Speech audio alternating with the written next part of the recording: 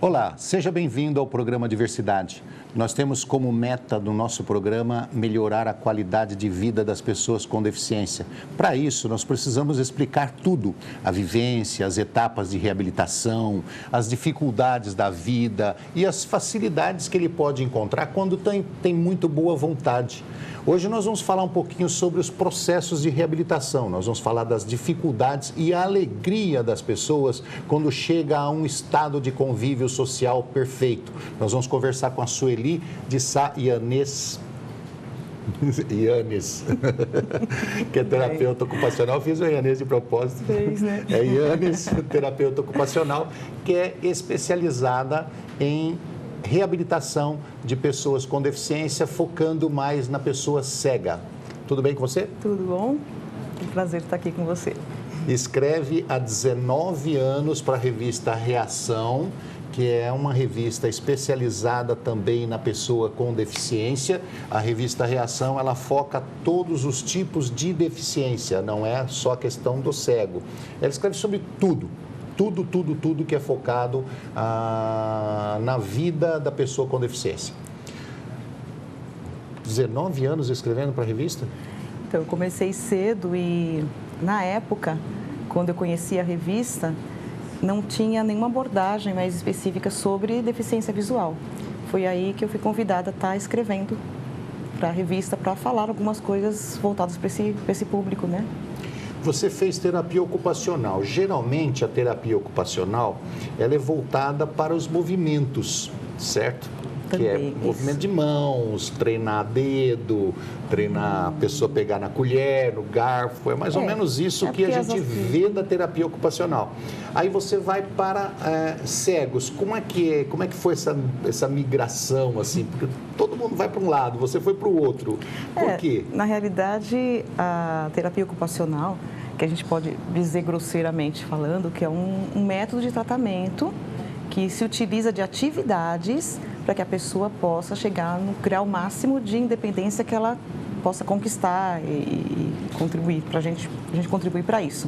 Então, na verdade, assim, ela também trabalha a parte dos membros inferiores, mas é mais voltada para atividades da vida diária, que são as atividades do dia a dia, né, numa alimentação, numa arrumação, no lazer, nas atividades cotidianas. E nisso se utiliza a parte superior, os membros superiores. E realmente, assim, na faculdade tem todas as abordagens da deficiência física, intelectual, na parte da doença mental também, principalmente a área da saúde mental é um campo enorme, e a parte das deficiências sensoriais, dentre delas a deficiência visual. Então, realmente é uma parcela muito pequena. Então, quando a gente se forma, a gente tem uma bagagem, mas a gente tem que se especializar em alguma área. No caso, na deficiência visual, era uma coisa que eu já tinha contato com o Braille, né, já tinha sido ensinado o Braille para mim, e até que eu fui num determinado local, né, fiz uma entrevista, e aí estava precisando de terapia ocupacional, para estar trabalhando a parte da independência nas atividades da vida diária, que também tem em outras deficiências, né? Então, a gente trabalha realmente a força muscular, coordenação motora fina, lateralidade, uma porção de coisas voltadas nesse campo, né? Eu sempre vi a terapia ocupacional voltada, eu achava que ela era para dois tipos de deficiência, né? A deficiência paraplegia, tetraplegia. Eu achava que era isso. Depois eu fui ver que tinha aquelas pessoas que tinham paralisia cerebral, e aí por diante também havia necessidade. Mas, de qualquer forma, eu sempre foquei no seguinte: a terapia ocupacional é a função do profissional de criar objetozinhos para pessoas saber comer. Eu sempre achava que era aquilo, né? Eu via aquelas colherzinhas tortas que encaixa na mão, adaptação, um pegador de lápis, né? Eu via tudo aquilo e falava assim: nossa, os terapeutas ocupacionais são fenomenais, eles criam formas e jeito da pessoa pegar um lápis, pegar um pincel, pegar o garfo, pegar a escova de dente, e aí vai por diante. Mas eu achava que tinha outras funções, mas eu via aquilo. Mas que bom que você via isso, porque as pessoas ouvem falar em terapia ocupacional, ocupacional é que vai ocupar o tempo da pessoa, ou seja, a pessoa não tem nada para fazer, terapia ocupacional vai ocupar. Só que assim, a palavra ocupação vem de labor, de trabalho, de atividade. Então, as atividades que são desenvolvidas, já são instrumentos de trabalho do terapeuta ocupacional para chegar no seu objetivo, que é traçado junto. Fiquei muito feliz com a sua explicação, pelo menos eu não pensei o pior. Não, tem gente que acha que terapia ocupacional é aquele cara que ocupa o tempo do... Tem, não é. Ocupa-se um tempo, mas não é um tempo qualquer, são atividades planejadas, analisadas, porque tudo está envolvido, o músculo, a análise das atividades, né? Qual que é o objetivo que a pessoa quer, qual que é o objetivo que a pessoa precisa e qual que é até o limite que ela mesma vai dizer de onde ela vem.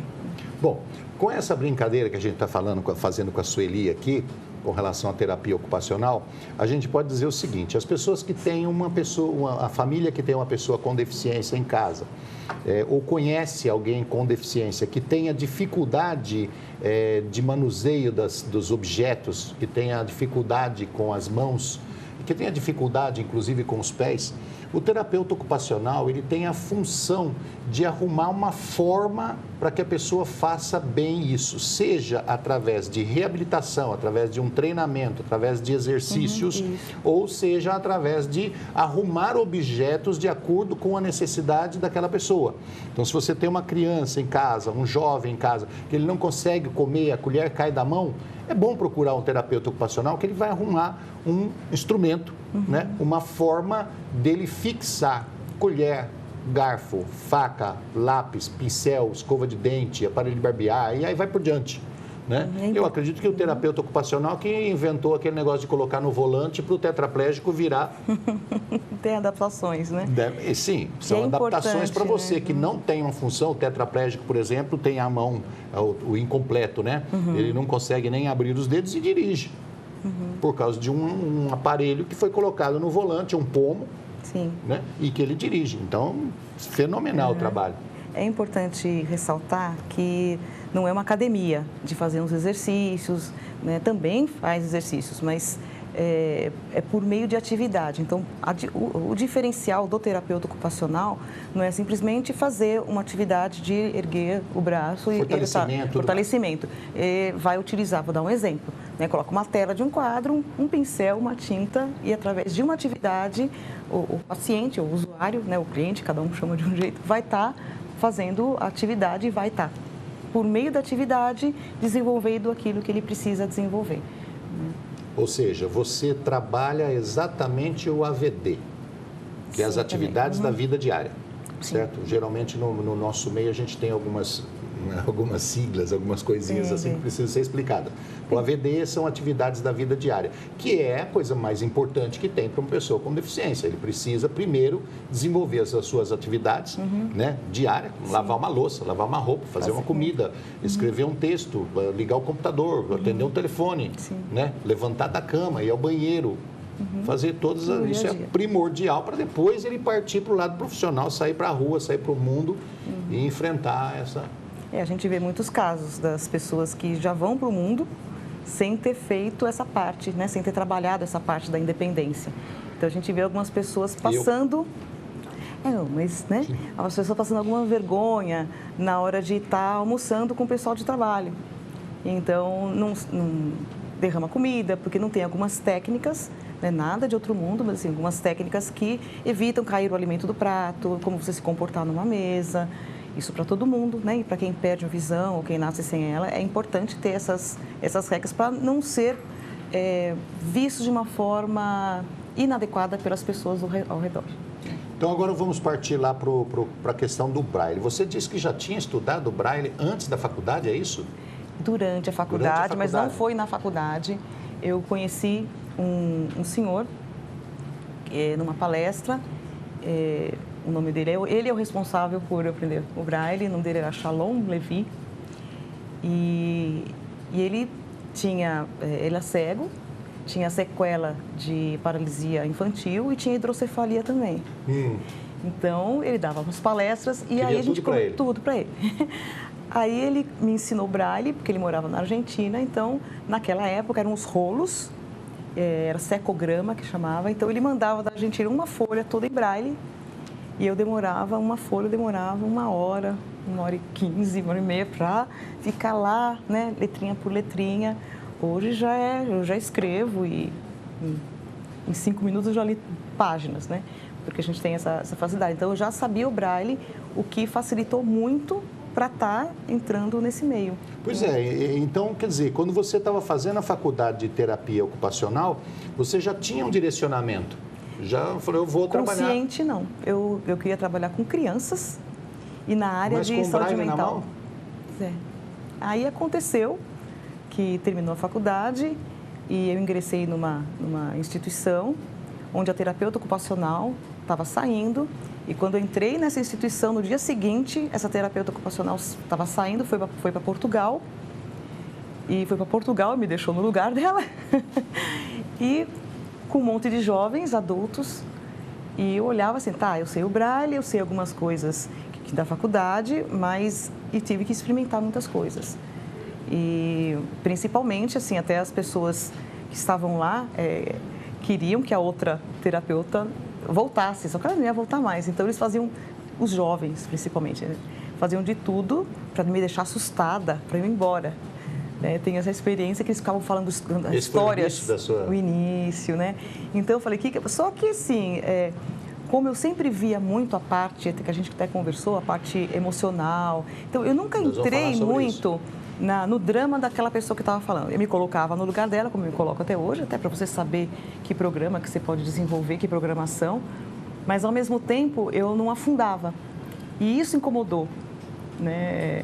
Algumas pessoas que estavam lá tentando me desafiar, né?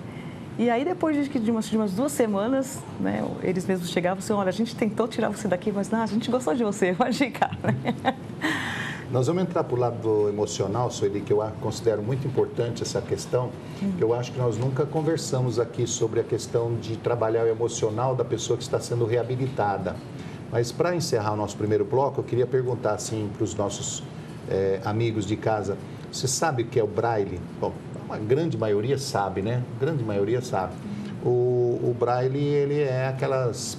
Eu vou explicar da maneira, assim, comum, tá? Não venha com assunto técnico. Nada técnico. Aqui é para todo mundo entender tudo. É aquelas folhas cheias de pontinhos, certo? Que a pessoa passa o dedo em cima e lê tudo que está ali. Não é plástico bolha.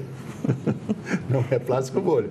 É uma folha cheia de pontinhos que a pessoa lê através do tato. Se quiser aproximar aqui. Então, eu fico imaginando isso.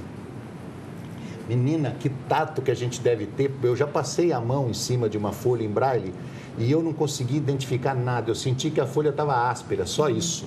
Por isso que é importante a estimulação do tato. Imagino que a pessoa deve ter uma sensibilidade no dedo fenomenal. Desenvolve também com atividades também de artesanais, de estimulação do tato, coordenação motora. O meu dedo é todo grosso. Eu trabalhei no mato, eu carpia, eu plantava alface, almeirão.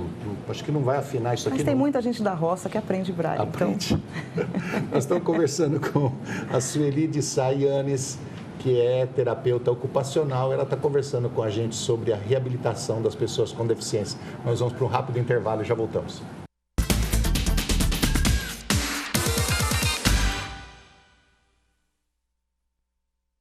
Estamos de volta com o programa Diversidade. Hoje conversando com a terapeuta ocupacional Sueli de Sá Yanez, que escreve há 19 anos para a revista Reação. Então, olha a experiência da mulher. Ô, Sueli, nós terminamos o primeiro bloco falando a respeito de Braille, tá? Que foi quem induziu você, ou praticamente definiu a sua ida para a questão da terapia ocupacional e reabilitação de cegos. Mas antes de entrar no assunto com você, eu queria dizer o seguinte: você de casa que quer bater um papo com a Sueli, quer conversar a respeito de terapia ocupacional, sobre esses assuntos que nós desenvolvemos até aqui no primeiro bloco, quer tirar uma dúvida, quer conversar sobre outras deficiências, não só a deficiência visual, você pode passar um e-mail para ela, que é Sueli, com Y, de Sá, tudo junto, suelidesá@hotmail.com. Pode ligar também, celular, ela atende, de vez em quando, né? WhatsApp é melhor. WhatsApp. WhatsApp no 992621165. Dúvidas, com a Sueli, ela fica muito tranquila em responder. Sim. Nós estamos falando da parte emocional. O que ela é importante na questão da reabilitação? Você percebe que a pessoa precisa de um desenvolvimento, de um tratamento emocional? Em que horas você percebe isso? Geralmente, né, no momento da reabilitação, geralmente o pessoal, quando chega numa reabilitação... Logo de cara. Logo de cara, né? Tem um tempo, geralmente, né? Um tempo onde vai procurar umas outras alternativas, os tratamentos, aí geralmente fica isolado dentro de casa, até que por uma situação outra, ou amigos, ou a necessidade, vai procurar uma reabilitação. Então, quando chega... Tá, assim, geralmente, né, a gente não pode dizer 100%, porque tem casos e casos, né? Não, a pessoa chega abalado e caído. E a gente não pode esquecer que o ser humano não é só a técnica, não é só a parte da reabilitação que você vai dizer para a pessoa, olha, você vai fazer desta forma, ou a gente vai trabalhar uma coordenação motora fina para você mexer num fogão, para você arrumar uma cama, ou para você, vamos fazer essa atividade de entear. Como né, um programa de computador, né? Você vai fazer essa etapa e vai sair bem. Mas em qualquer situação, a pessoa tendo alguma deficiência ou não, trava, né? Se está com alguma questão emocional, um cantor não consegue cantar, não consegue atingir umas notas agudas, um atleta também tem dificuldade. Então, para o aprendizado, como qualquer pessoa, a questão emocional é muito importante. Então, não que nós sejamos psicólogos, né? Porque tem também a equipe técnica que atende uma psicologia, assim, mas na terapia ocupacional, como a gente trabalha as atividades que está junto, né, as emoções que estão embutidas na pessoa e ela acaba externalizando, quer seja numa pintura, porque cego também mexe com tinta, ou num tear que mexe com fios, você vai passar por cima, né, o fio por cima de um que trabalha a coordenação motora para uma costura, para uma atividade de independência dentro de casa. Então, a gente percebe se a pessoa está muito tensa, que os pontos ficam bem durinhos. Se a pessoa está mais relaxada, aqueles pontos saem mais flexíveis. Então, a gente percebe isso e como as atividades, tanto individuais como em grupo, são atividades que possibilitam a parte verbal, onde a pessoa começa a colocar alguma lembrança, algumas questões e começam a falar sobre elas. Né? Quer dizer, eu não sou a pessoa com deficiência visual, sou uma pessoa que tem um problema familiar, que eu tenho medos, que eu tenho inseguranças, mas que eu tenho capacidades, ou capacidades que nem sabe que tem, ou acha que porque perdeu a visão ou parte dela, ela se tornou incapaz. Né? Não é assim. Muitas vezes ela tem uma capacidade que ela precisa descobrir. E junto, né, o terapeuta ocupacional está junto até para possibilitar essa descoberta. Porque essa parte emocional, se não for trabalhada, ela não consegue realizar, ela não consegue acreditar nela mesma. Isso é muito importante. Como é que eu vou seguir daqui para frente? Como é que eu vou prosseguir nos estudos? Como é que eu vou ter uma vida social? Como é que eu vou ter uma vida conjugal? Então, tudo tá ligado, né? Então, se a gente não trabalha... Na vida, a gente vai se descobrindo ano a ano, dia a dia, a vida inteira. Até morrer, a gente vai se descobrindo, né? Mas para se descobrir, precisa de duas coisas. Ou a gente está tranquilo, ou você está focado. Sim. Né? Porque tendo um objetivo, um desafio pela frente. Eu vou contar e essas duas coisas tem na reabilitação. Sim. A pessoa tem que ter um objetivo, ela tem que ter um desafio, né? Exatamente. Ela sabe que ela tem um desafio pela frente e ela precisa ficar tranquila. Como a gente, né? Sim. Como todos, né? É um caso que chamou muita atenção, foi a pressão familiar também, que isso acontece, ou que desacredita totalmente que a pessoa possa ter algum desenvolvimento, ou tem uma expectativa antecipada do processo. Então, tem um caso de um rapaz que chegou na minha mão e a família não, ele tem que saber colocar, fazer o Nescau dele sozinho. Sim, claro, né? Mas ele não tinha nenhuma coordenação motora. Ele tinha umas questões que precisariam ser trabalhadas, ele entendia isso, porque a gente explicava isso para ele, ele entendia que tinha que fazer alguns exercícios, que ia ter que passar por algumas situações até conseguir. Só que a família atrapalhava, e ele também na ansiedade, porque o emocional também, a ansiedade também atrapalha, né? Tanto a questão de você ficar passivo nas coisas, quanto a ansiedade. E aí foi um trabalho, e a própria instituição cobrava, não, já faz 2 meses e ele ainda não conseguiu, né? Então, tá bom. Aí eu falei assim, vamos prestar atenção nessa atividade, essa parte emocional. E aí foi necessário até para a família mostrar como ele não estava preparado, né? E avisá-lo antes que ele ia passar por essa situação, que a gente ia fazer uma atividade prática, que ele não ia conseguir, mas queria tentar fazer o esforço o máximo, e realmente foi o que aconteceu, né? Ele não conseguiu, e no dia que conseguiu foi muito bom. Sueli, eu penso o seguinte, eu acho que a família é ponto crucial, você concorda comigo, todos os terapeutas concordam, e os deficientes também concordam, que a família é ponto principal na reabilitação e na inserção da pessoa na sociedade. E todos os desafios que ele tem pela frente, a família tem que colaborar para que ele vença, para que ele atinja os objetivos. Isso é claro.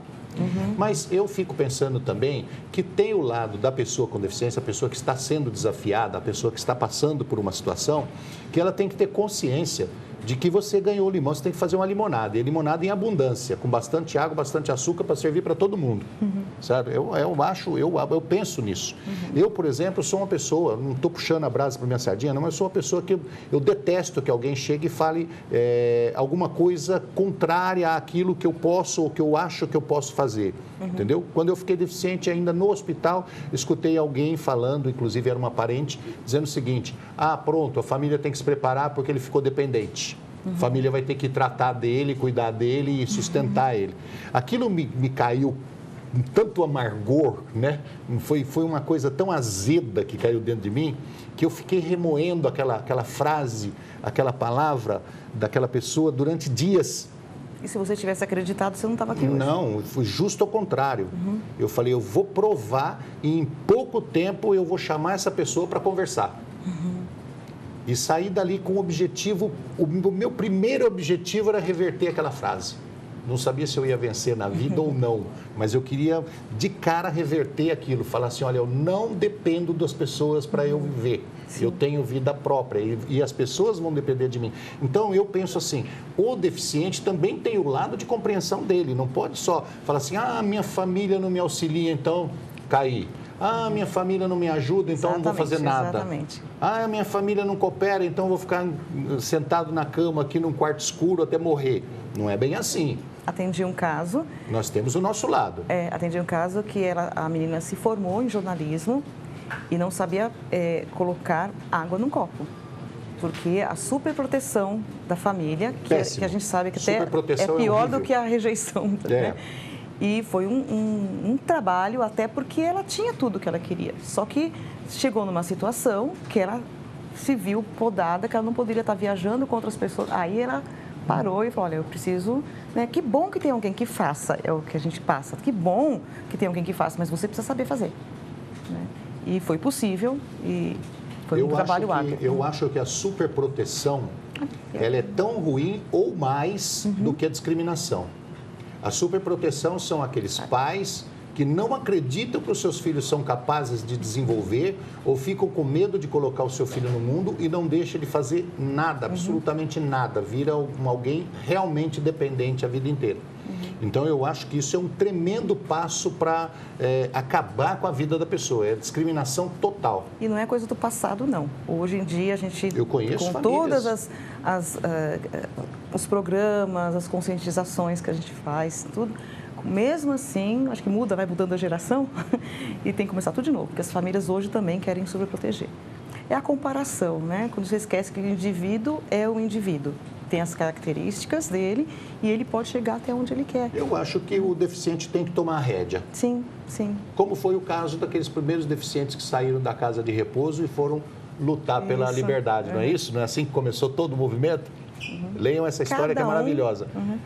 Sueli, quer dizer que se a pessoa chega para fazer uma reabilitação, e reabilitação já diz o nome, é a pessoa que precisa se reabilitar, ela estava habilitada, perdeu os seus movimentos ou perdeu alguma parte do seu corpo, como os olhos, o ouvido, a audição e aí por diante, ela precisa recuperar os seus movimentos ou se inserir novamente na sociedade. Reabilitação.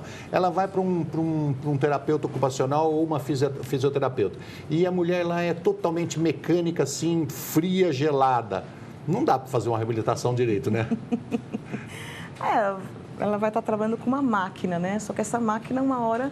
E a gente percebe a diferença de quem realizou, aprendeu, né? Porque tem pessoas que nunca tiveram uma habilitação, né? Então, não vai ter uma reabilitação. Então, já vai ser habilitação desde o início, né? Passa-se um tempo, ela não pratica, é uma coisa mecânica que não internalizou. É como a gente ouviu uma música uma vez, não mexeu, você lembra até da música, mas quando mexeu com você, aquela música, você vai sempre lembrar da letra, você vai lembrar do acorde, você vai lembrar, olha aquilo lá. Isso sim, você percebe que com o tempo, aquele trabalho que você fez de reabilitação permanece. Bom, nós temos que trabalhar a parte física, mas temos que trabalhar também a parte emocional. Conversei com a Sueli de Sá Yanes, que é terapeuta ocupacional. Obrigado por você ter vindo. Eu que agradeço, um prazer estar aqui depois de tanto tempo, né? Que a gente se conhece. Obrigado pelo trabalho que você desenvolve há tantos anos, né? Tenha sorte. Obrigada. Obrigado a você de casa que esteve conosco no programa Diversidade. Nós te esperamos na próxima semana. Um abraço. Até lá.